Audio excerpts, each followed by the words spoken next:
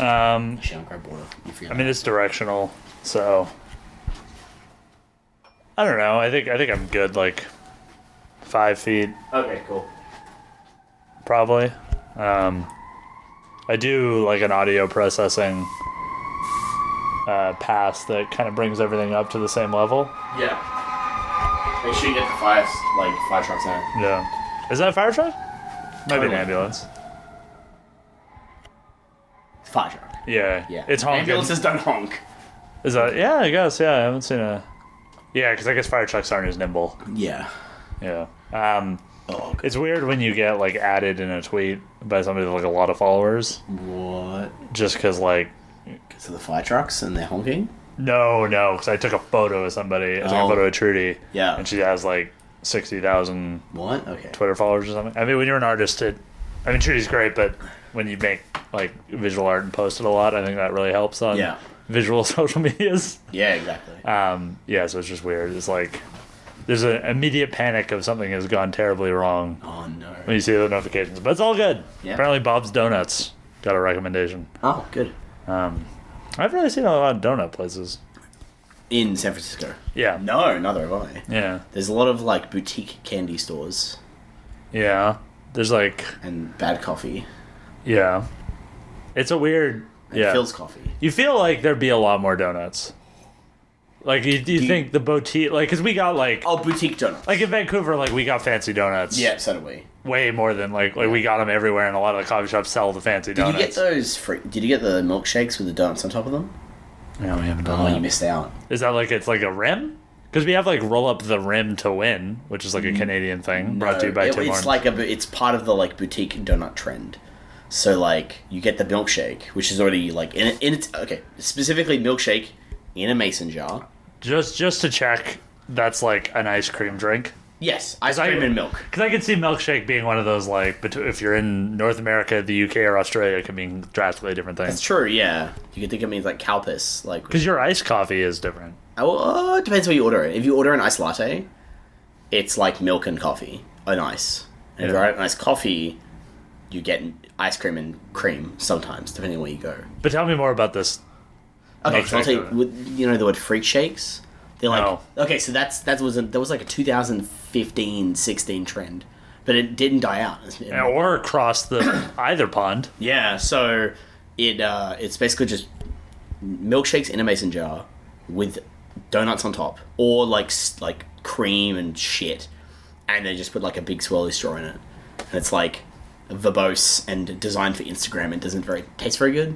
Also, they usually cost about $15. Though, to be fair, milkshakes, I think, are always too big. That's true. Like, for me, it's like a milkshake can be a meal substitute. Yeah. Because it's like you're getting like good 700 mils yeah, for sure. of ice cream, basically, with a little bit of milk. And in this case, plus the donut. Plus the donut. Yeah, these are like desserts to share. Yeah. But, the dessert for Instagram is an interesting... Yeah. I mean, I don't really post permanent things of food. Yeah. I take photos of food when I'm traveling to remember it. Because it's like, I'd be like, look. You don't post them publicly. Look at all these Sunday roasts I had, Dad. Yeah. Like, your Yorkshire puddings are better than anything I had in the UK, and I was trying really hard. I was doubling up. Yeah. 2 Sunday roasts a day. You couldn't get better Yorkshire puds. Than my dad. Yeah. Huh. Which is crazy. Is he local? Or is it like he's local to me. Yeah. No, I mean, is he originally from where? No. He just, like, my grandfather, on the English side of my grandfather, he made them. He was a baker. Yeah. He made them, and then when he died, we didn't have Yorkshire puddings for a while, and I was like, try those again? Yeah. And so my dad's been making an effort of doing it more and more. And he's very good at Yorkshire pudding. Yeah. What do you have them with? Like with a roast meat and gravy, and yeah. Okay. I'm not a big fan of like the Yorkshire puddings like already drenched in gravy, and stuffed Yorkshire puddings are kind of terrible. Have you had them with stew? Like where they could leave them in the stew for a little while and they soak up all the juice? Let me dip. Okay. That's kind of how I feel. Like don't predispose how I want it. Like, I mean, they're already dipped in enough lard anyway, so... Yeah, they're like eggy, buttery goodness, like deep fried in lard, so I don't see... Like, let me decide how much gravy it is. Let me decide how many I'm going to have. Yeah. It was actually there's this really cool pop-up kind of flea market in like East Vancouver. Yeah. I think it's called like the East Vancouver Flea Market. It's super like hipster. Like I think it was originally like a proper flea market. Now it's just like people selling cactuses or people who sell like nothing but pins that have animals on them. But there was like a Yorkshire pudding lady by donation. Oh, okay. Yeah, it was like pay what you want for these Wow. Yorkshire puddings, but they were sweet. What? So they were like rolled in cinnamon sugar. Yeah. Or like chocolate sprinkles. And people would pay like 50 cents for them? No. I mean, Like $2? yeah. Yeah. I mean, like, I think I paid $3. Like, I think I paid, like, it was a muffin in a coffee shop. But the thing is, it wasn't fresh because you had to bulk do them. And I think Yorkshire puddings have a shelf life. So you should ask your dad to make sweet ones now and see if he does better as well. Yeah. But don't post food to Instagram, personally. If you follow me on Instagram, I post... I don't even have an Instagram to post to. Yeah. Well, I mean, I'm posting images to Twitter. I got jokes. Yeah. I see funny things. Yeah. I might as well post them to both. Yeah. And Instagram actually performs a lot better than Twitter. Yeah. I need to figure out a way to get this podcast on Instagram. But Instagram is convert to those likes. Yeah, because Instagram doesn't really want you to leave it. Yeah. So it's kind of difficult. Like, I wouldn't mind doing like a... They don't have link outs, right? No. Yeah. Link in my bio is what I can do, but I think I only get one link. Oh, wow. So it's like... it's kind of aggressive, like, using that on a podcast. But I post sometimes food of stuff I cook. Okay. But I only post those as stories. So why do you personally not want me to post food on Instagram? Oh, no, you can. Oh, okay. You can do whatever you want to do. I just don't want to do it. Oh, okay. I don't really want to see it, personally. So you don't want to post it either? So when you eat food, Yeah. how do you feel if you have to stop so people can take photos? Offended. No, I just don't do it. Yeah. Me and my partner would go for brunch, and we are testing to see how effective it is to take photos and then post them on Instagram and then on her account. And she's like getting more likes on her consistent cute breakfast photos of food that she is on her personal brunch or just her personal Instagram account. Yeah. And it's like the ironic thing is the worst thing she ever ate had got the most likes. It was like this it was waffles with all this shit on it. I had do you know those eyelet droppers that are long thin tubes with a spongy plastic at the end? I know of them. So it was that Never with seen them. syrup stuck into the waffles. It's all very ornate. And it had popping candy on it and things. It's disgusting. Yeah. But it got the most likes. Yeah. So that's how I feel about it. Basically. I mean, it's weird. It's weird because for me, I mean, maybe it's a generational thing, but I don't really want to market for you, without you paying me. Yeah. If you're a restaurant, you want to invite me in. Yeah. You're listening to this right now. You want me to invite me in? I'll post whatever you give me. Why don't we just go for dinner? To Instagram. What's that place called? I don't even remember. It was like Garage, but with a J. Oh. A bad name. Yeah. It was bad signage, but I almost I guess I'm gonna post this afterwards. So no one will know. Nobody will know it. Next year it'll be full of people wearing Question Bus merch. Yeah. And then we never go again. It's a weird. I don't know. I look at social medias as different things for different social medias. Yeah. And I just don't. The brand of me, I'm out here eating these elaborate meals. Yeah, for a while we didn't even post food. Not food. We didn't post alcohol on our company accounts because we were we want to make sure everyone knows how poor we are. Oh yeah, that's interesting. Because then I see people who are struggling cool indies and they're posting photos of them out at parties and stuff. I'm I know that those are being comped because I know how indie parties are, and I know right. I know that they're at a party that's Sony and it's all free. Yeah, but not everyone knows that. Maybe they think they're better off. I don't know. Yeah, it's weird. It's a weird thing. Yeah, I've noticed. I'm definitely monitoring it more now of what people are posting. Yeah. And kind of how I feel about it. Not necessarily judging them, but just would I post that? If the problem is I don't want to say anything. Well, right now, I can't post a lot about where I am physically in the world because I'm trying. I posted that I'm at GDC, but I'm trying to avoid talking about specific places or parties or anything or where I'm staying. Yeah. Because of what I recently just launched, right? And that was a recommendation from our agent, but also something we were just kind of cognizant of that, okay, now while we're marketing this game, maybe we shouldn't be super promoted, super high profile about where we are in the world. Yeah, I mean, normally I would be on Twitter, hey everyone, I'm at the Marriott, let's go get a coffee or a beer during the last GDC, right? Yeah. And now I'm just I'm in San Francisco. That's it. Yeah. Yeah, I normally don't like to post where I'm going. Yeah. Like, even when I go on trips, it's like I save them all for afterwards and then post them for weeks. And Yeah. it confuses everybody because they assume I'm still in fucking Brighton. Yeah. Like, I was in Brighton for 3 months. Like, is that... They believe it. Maybe. It's a great city. Yeah. And Develop's a great conference. Oh, you went to develop? Yeah. Okay, cool. Yeah, I don't really like posting exactly where I am in general. The GDC, I feel like there's a little bit of a social pressure for me to like... Yeah, because I need to put GDC on my title and I need to tweet. So you also did that? Yeah. So people I forgot about, or Can people remind you. can remind you. Oh, hey, I'm here. We Yeah. should hang out. Oh, yes, we should. And it's never been like, oh, I don't want to hang out with you. Yeah. It's normally I do. It's just like I don't. It's good to like be visible. It's like, oh, are they at GDC? I can go to their Twitter and see. Oh, they are. Yeah. So we like get that. like a certain... You get to a point where you know enough people that you like hanging out with, that you don't have enough time at GDC to see them, and you'll forget about certain people because you only, like for you and me, right, we're not Yeah. from the States, and Just like the only time we hang out. yeah, exactly. Yeah. So we need to like make sure that we hang out, and then there's all the other people that you know who are from the States or from the rest of the world, Yeah. and you only hang out with them when you're here because like it's why I avoided the Australian parties or the Australian like Yeah. hangouts. I'm not full. Like Kevin Regamy is like full.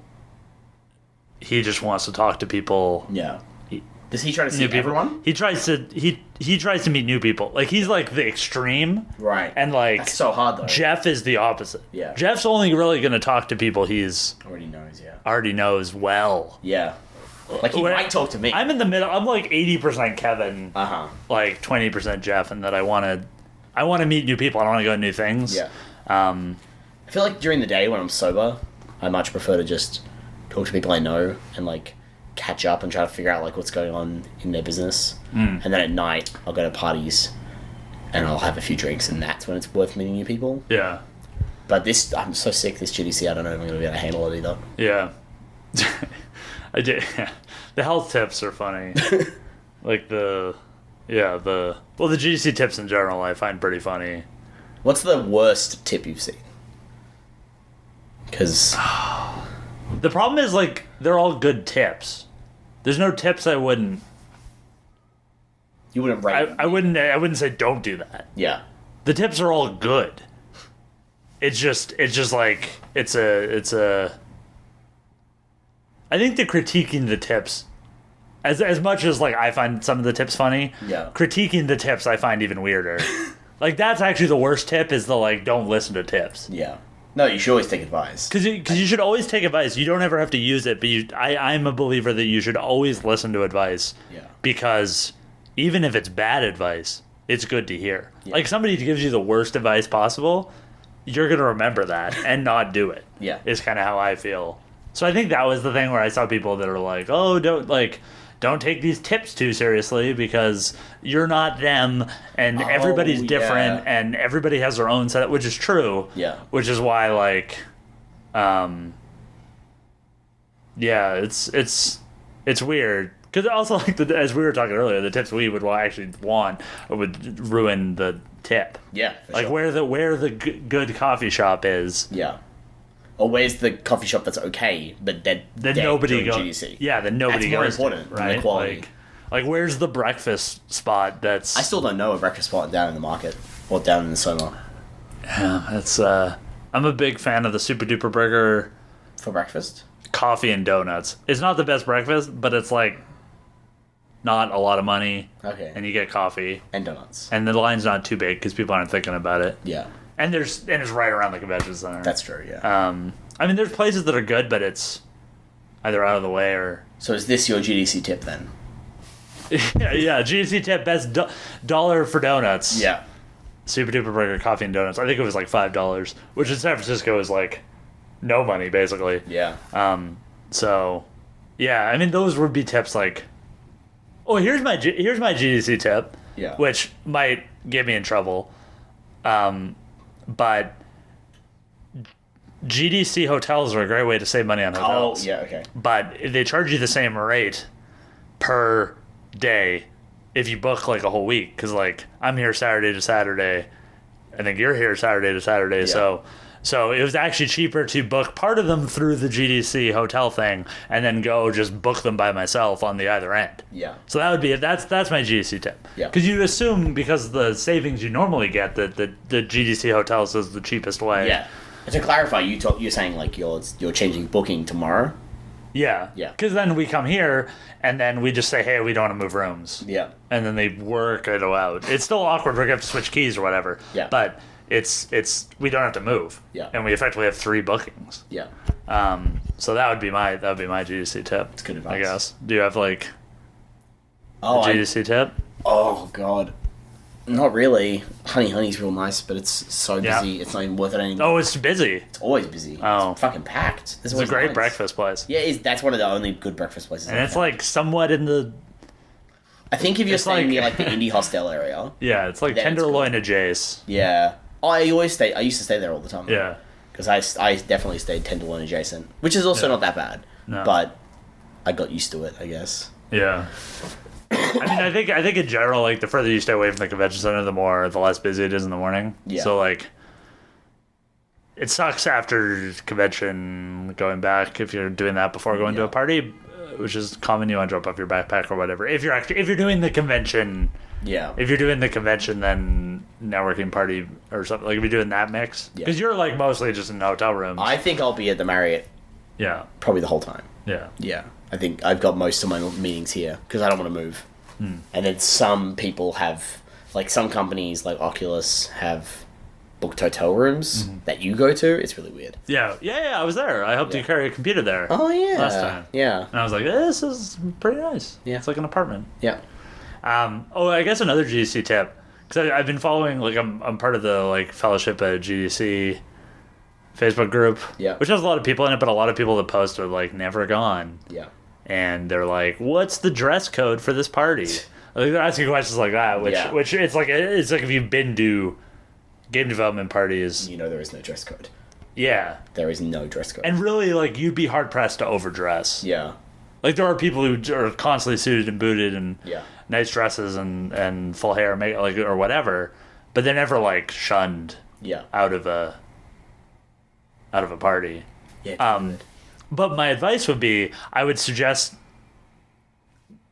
like, the first GDC you go to is, like, an informational thing of getting used to the city Yeah, and, like, for meeting sure. people. Because the other thing, too, is there's a lot of people booking Airbnbs getting canceled. Yeah. Well, there's people. Oh, yeah, that happened to Winston. Yeah, We, but Winston knows people.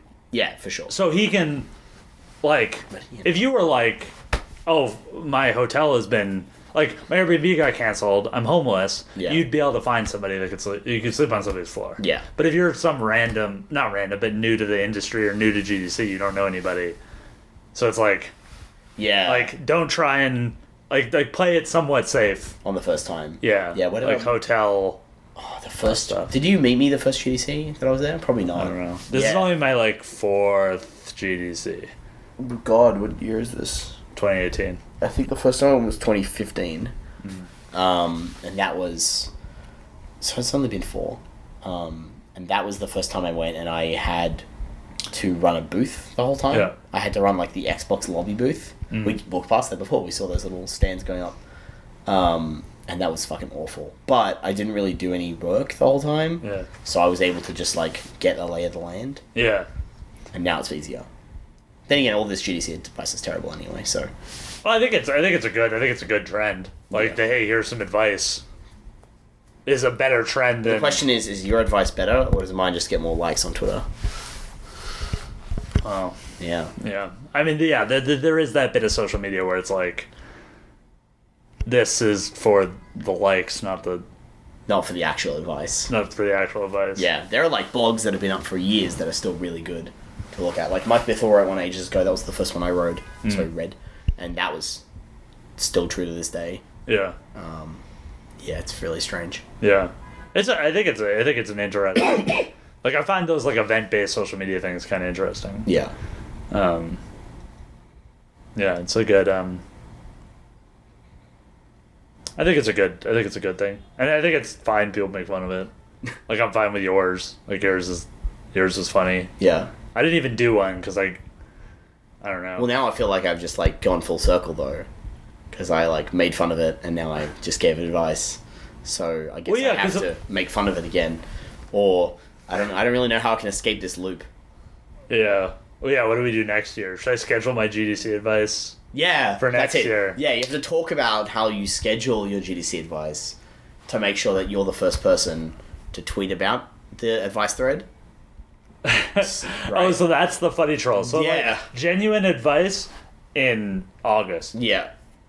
And you need to make sure that you're the only person getting the only person who's getting the likes. Yeah. Because you're the first person to do it. But the thing is, people see it and just do their own. Oh, but you'll be first.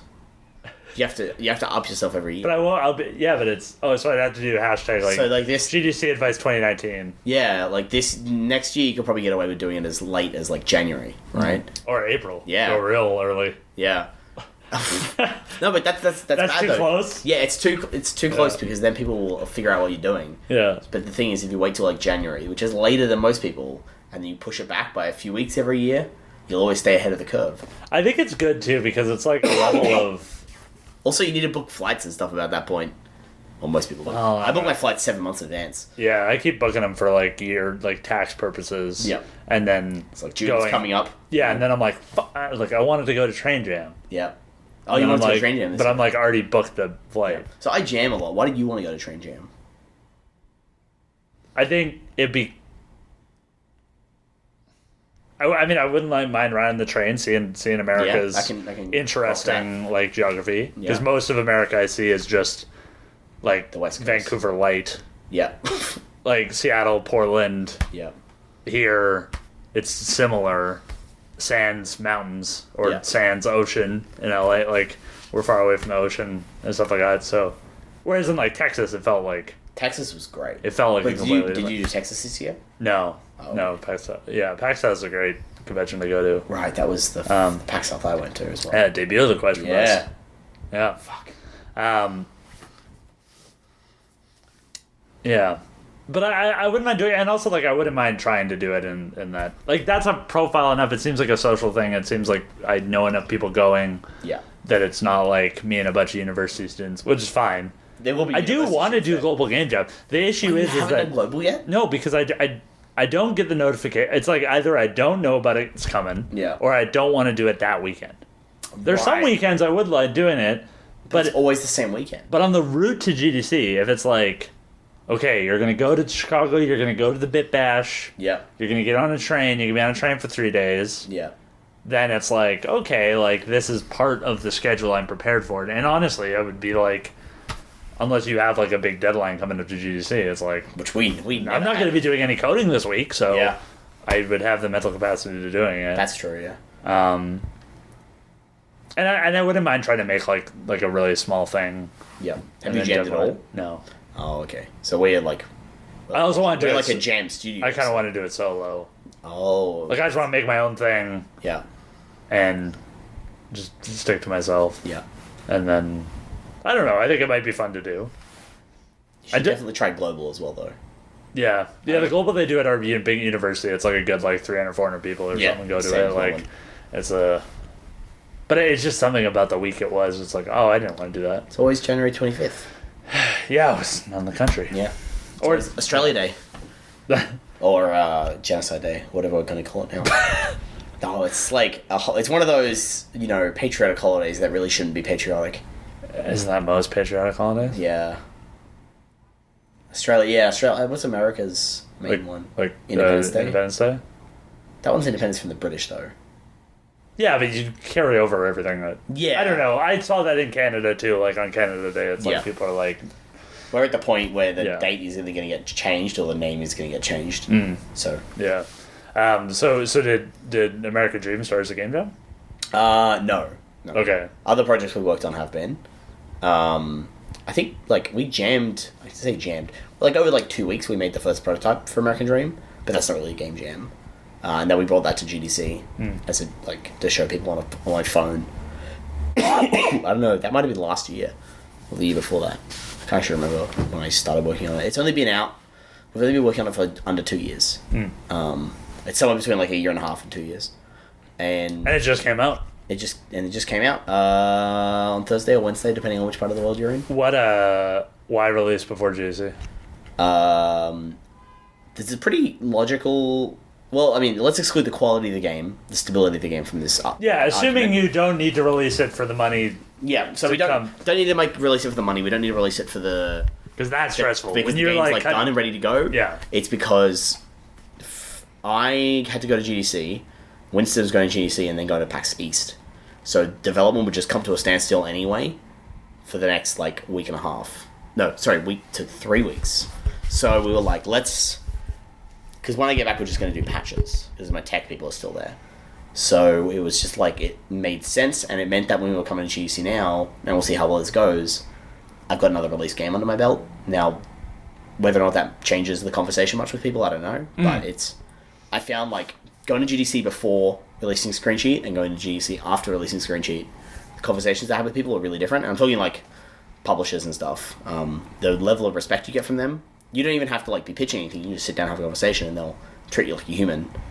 Yeah, I mean, that makes sense. I mean, like, even with, like, when you're trying to work in studios, it's like, you're going to have a hard time unless you ship that first game. Yeah, so now that we've shipped 2 big games, and we've shipped 4 games total, so it puts us in a better position. And the game's pretty well known at this point, so it helps us a lot with negotiations and stuff. Yeah, I mean, it's less to do with, like, the game itself, and more to do with like the structure of what's going on. Yeah, you know, and the date itself was meant to be the 13th, but it came out on the 14th because it missed cert by a day. And you did simul ship on everything. Yeah, so we sim shipped. Well, we didn't do Xbox. We did do VR. It's a VR game. PlayStation, Vive, and Oculus all at the same time. Oculus and Vive were pretty much the same. You know, once we had that stuff integrated, it's really the same platform. But PlayStation was a real kick in the nuts.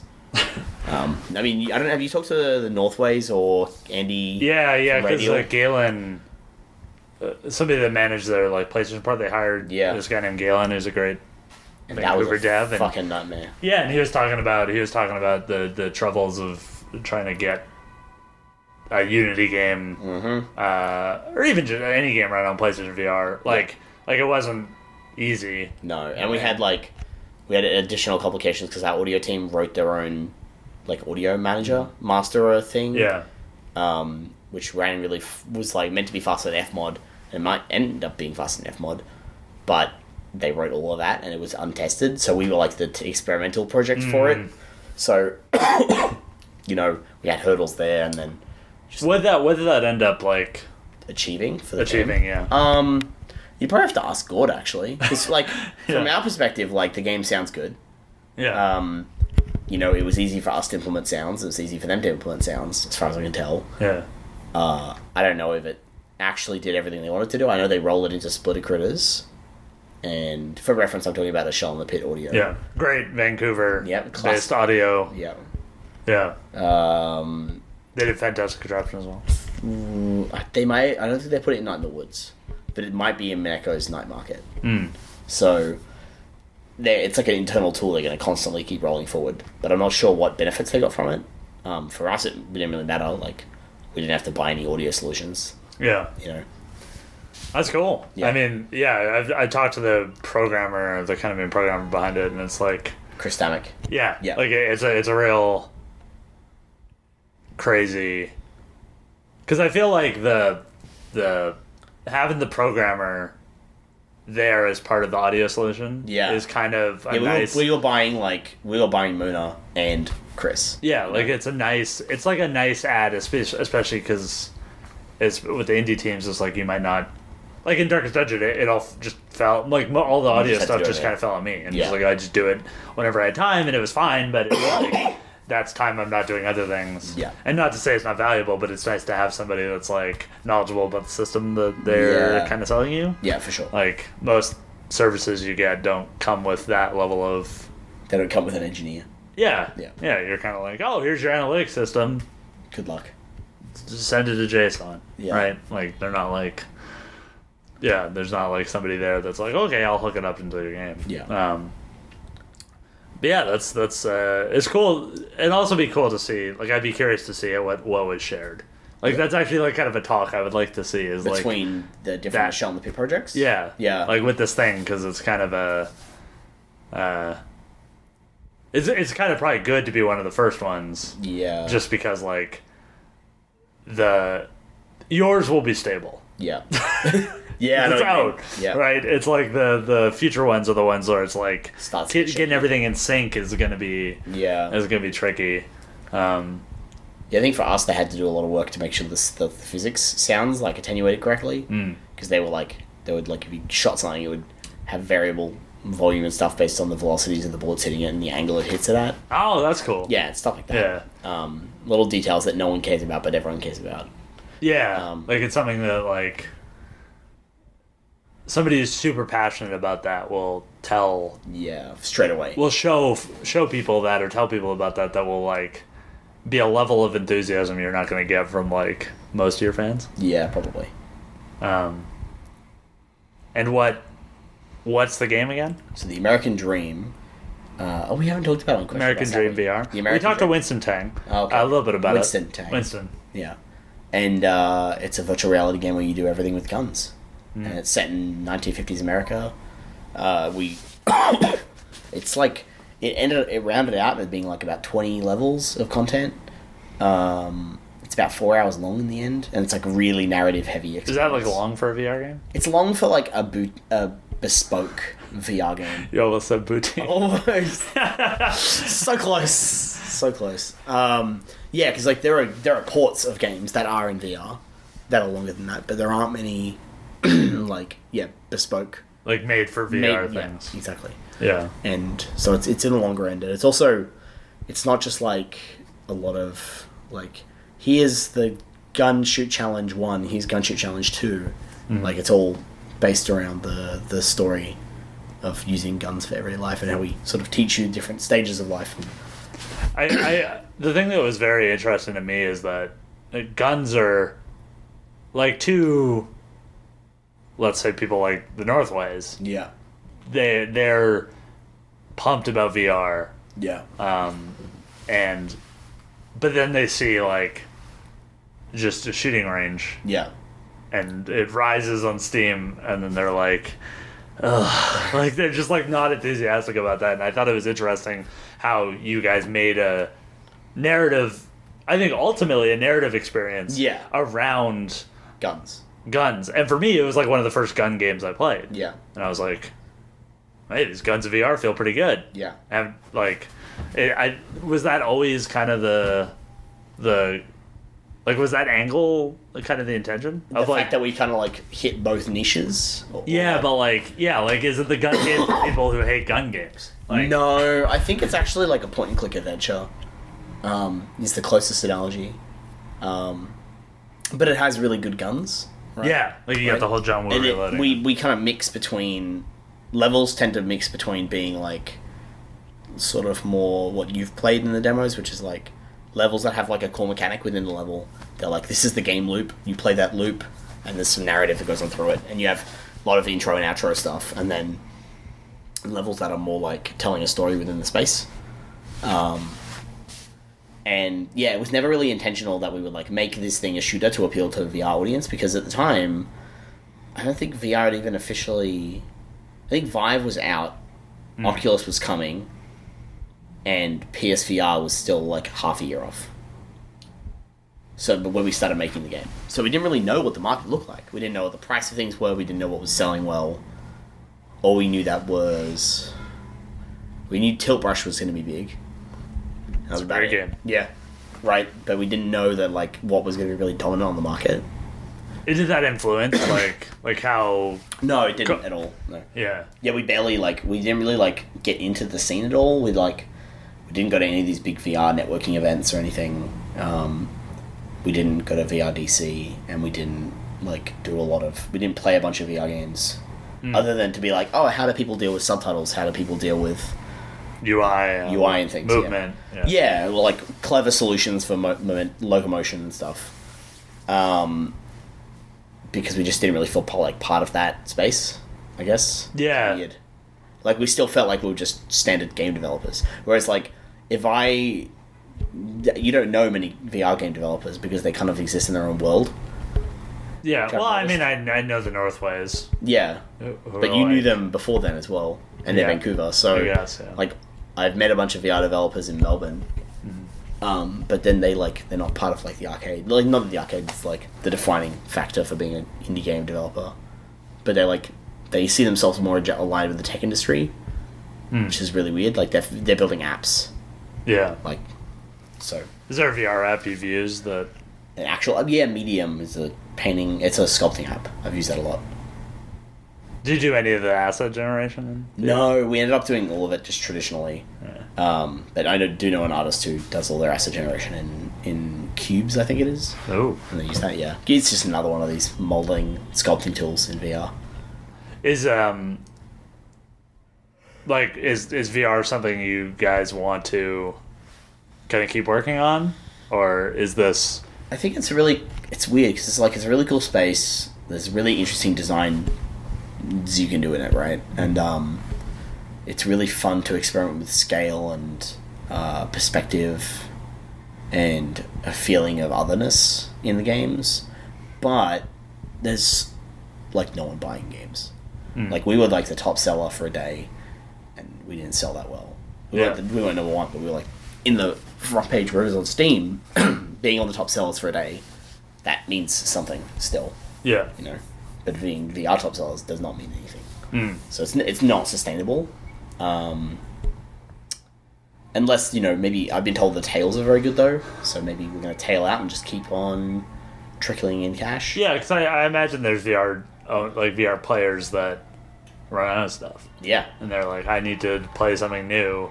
Yeah. And every Friday I go and find the next. I go and find a new thing and play it. Yeah. And also there's like kind of a higher premium.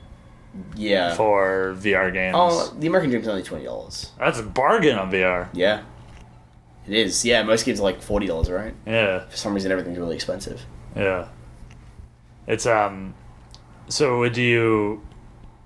was making a VR game like? Did you guys come up with a bunch of other VR games you? No. We came up with the American Dream, and we had to prototype it in VR because it didn't make any sense elsewhere. Like, we would try because of the novelty. No, because of the connection with the guns. Because we wanted to make a game about you physically interacting with the world with guns, and because they're the discussion we're having, we want the player to feel like they have only one mode of action. Like, the verb is shoot or thwack because the guns are physicalized. And I want them to feel like, that have you seen babies with knives strapped to their hands? No, and I hope I never do.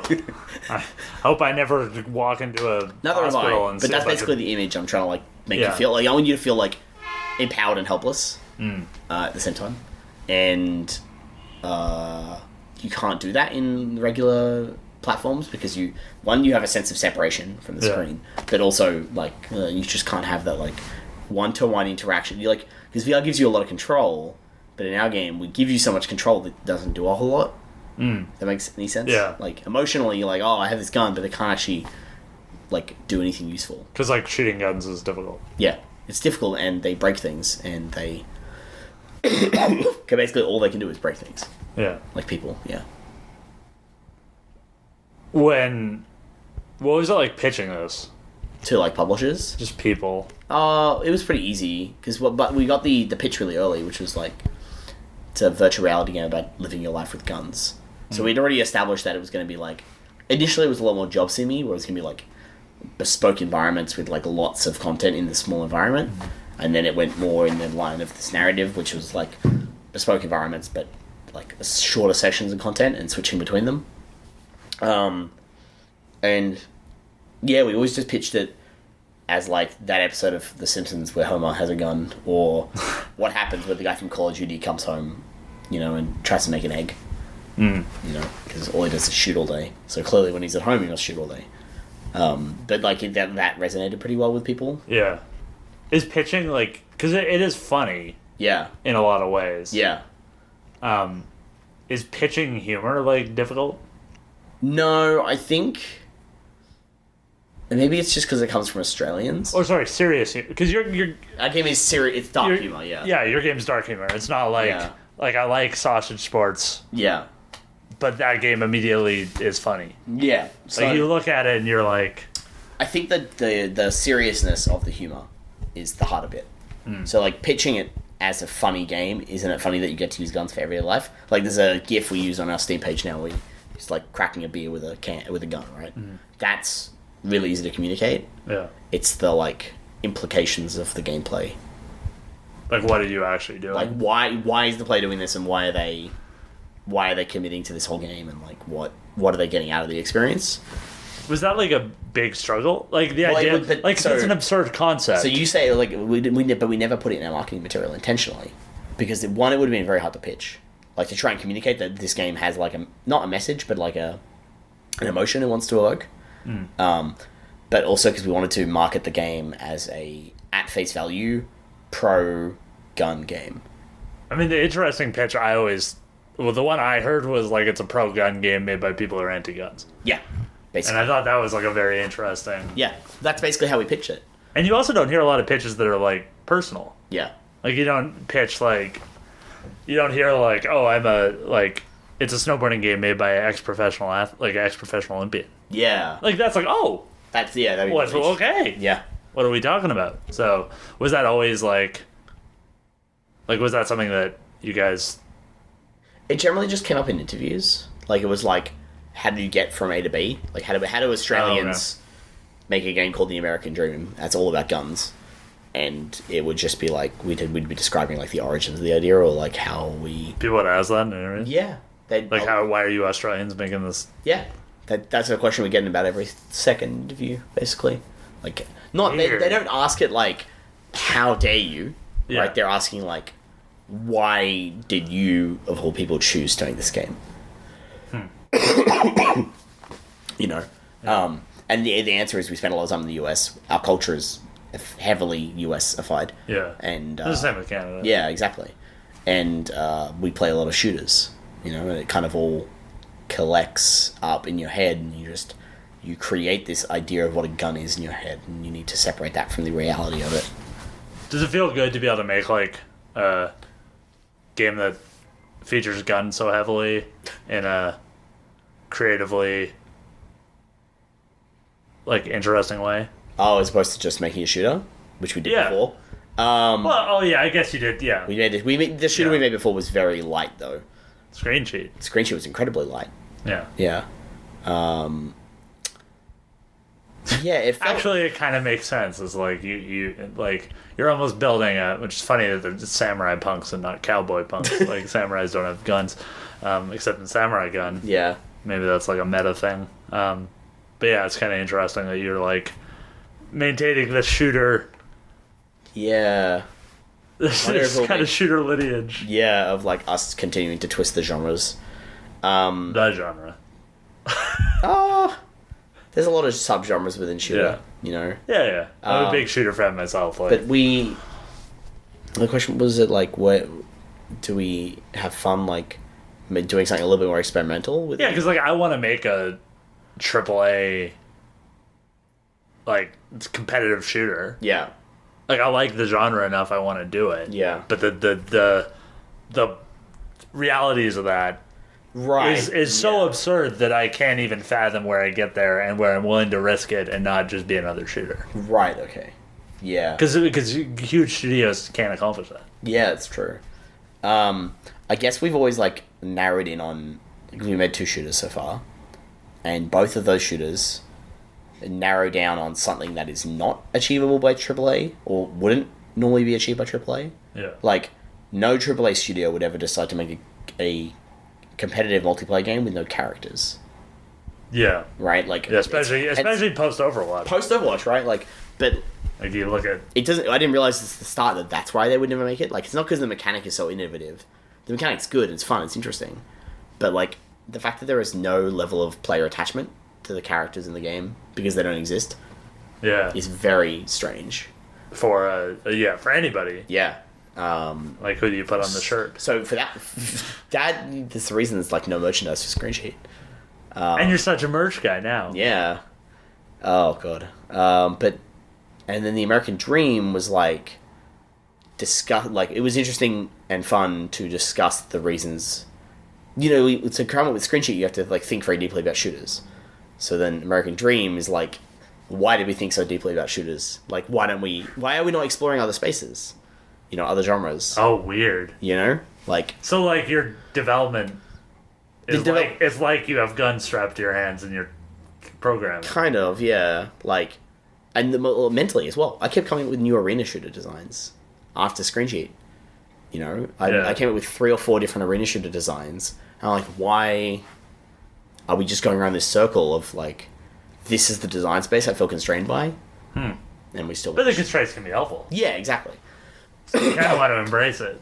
Kind of. I don't know if that's why we... This is all, like, thoughts on a decision that was made 2 years ago. Yeah, I mean, you guys thought of a cool game idea and thought you guys could make it and made it. Yeah, basically. And so, like, that's how 90% of these go. Yeah. And then afterwards you kind of were like, oh, well. I guess that's why we did it. Yeah, I guess that's why we did it. Yeah.